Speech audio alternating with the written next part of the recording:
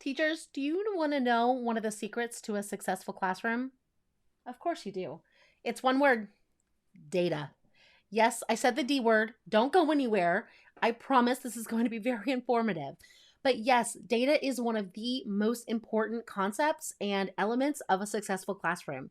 Teachers who have students who are growing at exponential rates are using data to get them to do that. So, we're going to talk about the best way to gather data to help your readers grow as readers.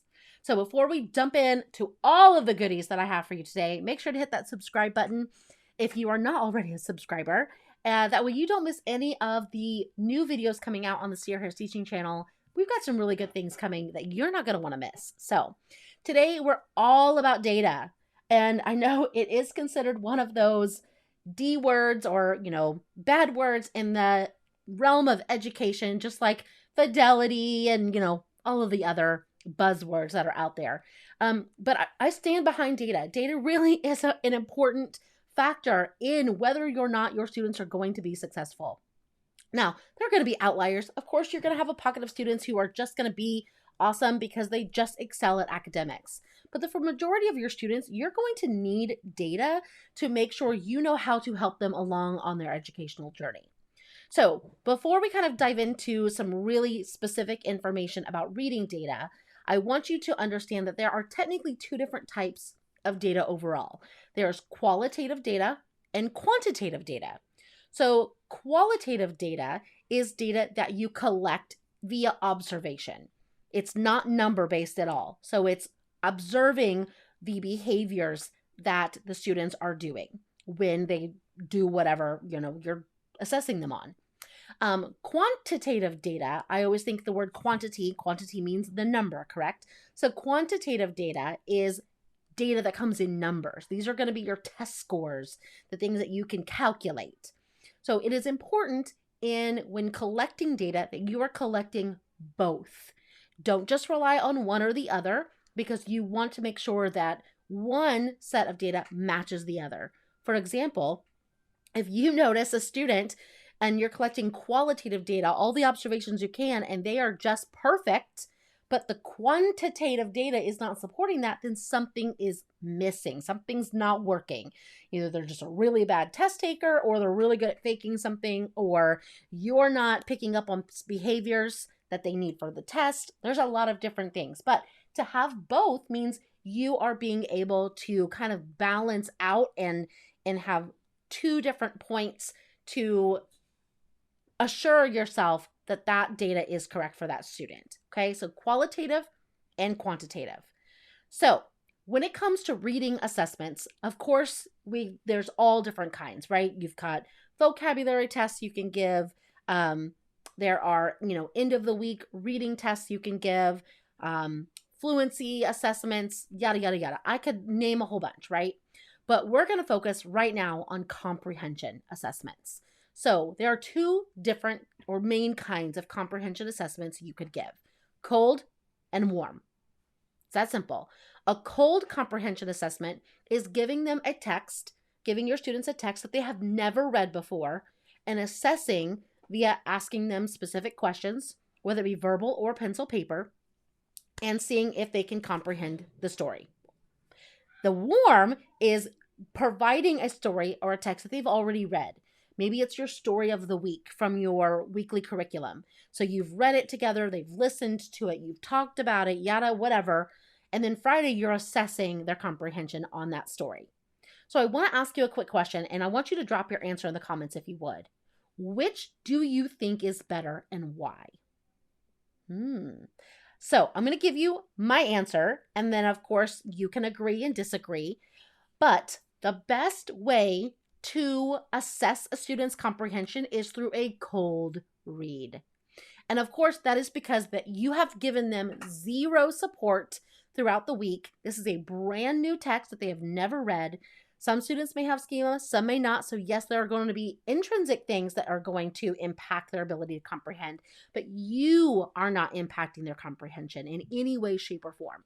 That is going to get you a true snapshot of what and where your students are at with being able to comprehend. Now, The next question I want to ask to see if you agree or disagree, which is better, paper pencil or face-to-face? And by face-to-face, I mean like conferencing with students. Which do you think?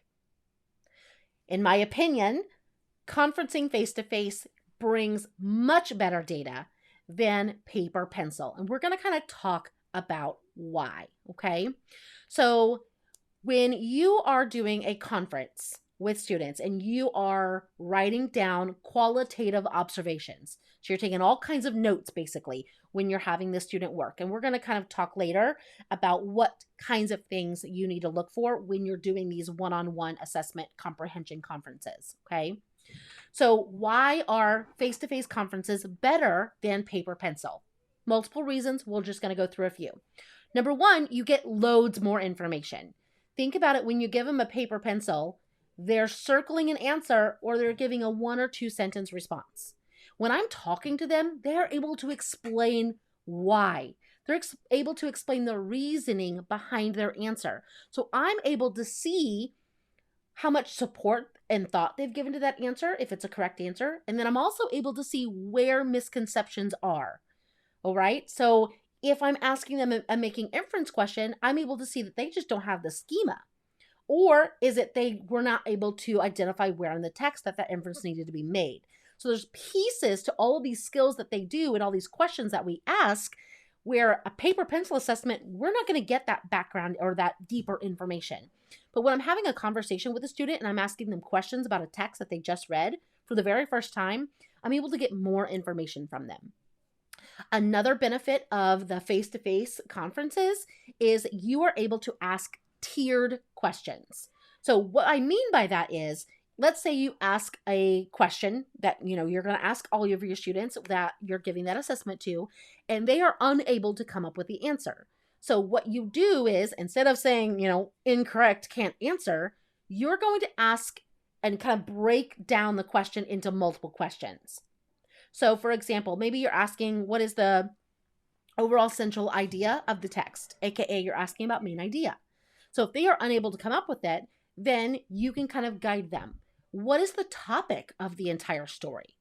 What do you think are some important information that the author would want you to know? So clearly I'm breaking this down into topic, details, and then we're going to kind of put it together to see if they can come up with the main idea. Now, as a teacher, I'm clearly writing qualitative notes to make a point that the student was not able to answer the question. Maybe I can record the tiered questions that I asked them in return, and what kind of response was I able to get from that? Is it the topic? Is it details? Is it summarizing or identifying or determining importance in a text? Like, there's a lot of little bits and pieces in that skill that I can now break down and ask questions for to truly find the area of misconception. Okay, so asking those tiered questions is not an opportunity you get when you're giving a paper pencil assessment.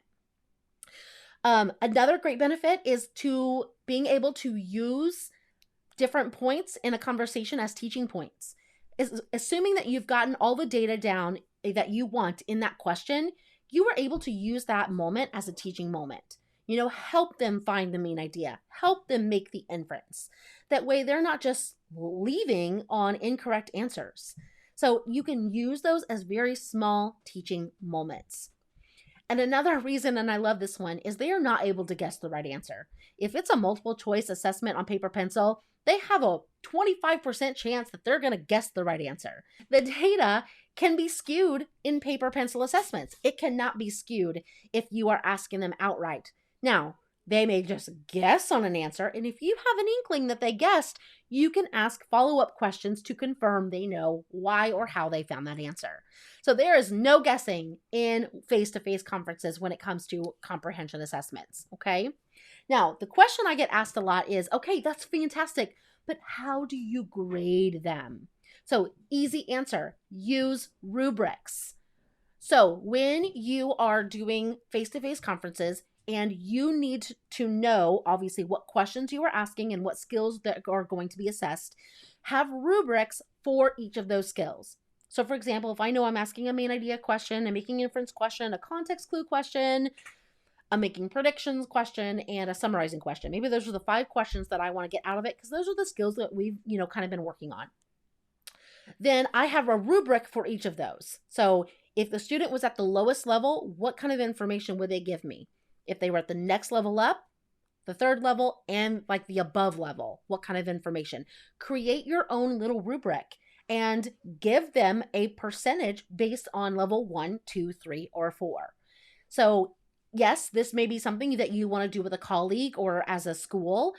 If more qualitative type assessments is something that you want to start doing, but it's easy to do kind of on your own as well. You know your standards, you know kind of what they would need to tell you if it were a beyond answer versus an on level versus a below. You are the expert. You know how to do that.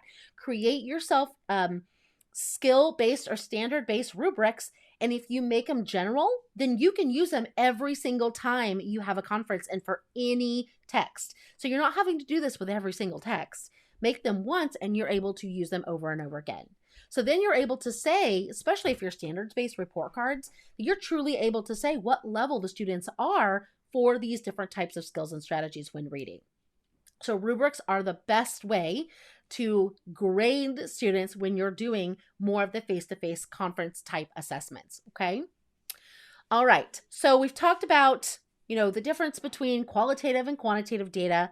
We've talked about why face-to-face is better than pencil or paper pencil. Paper pencil, remember, yes, it is easier to grade, but that's not why we give them, right? There's no insight, and they can, right or wrong answer. It's very black and white.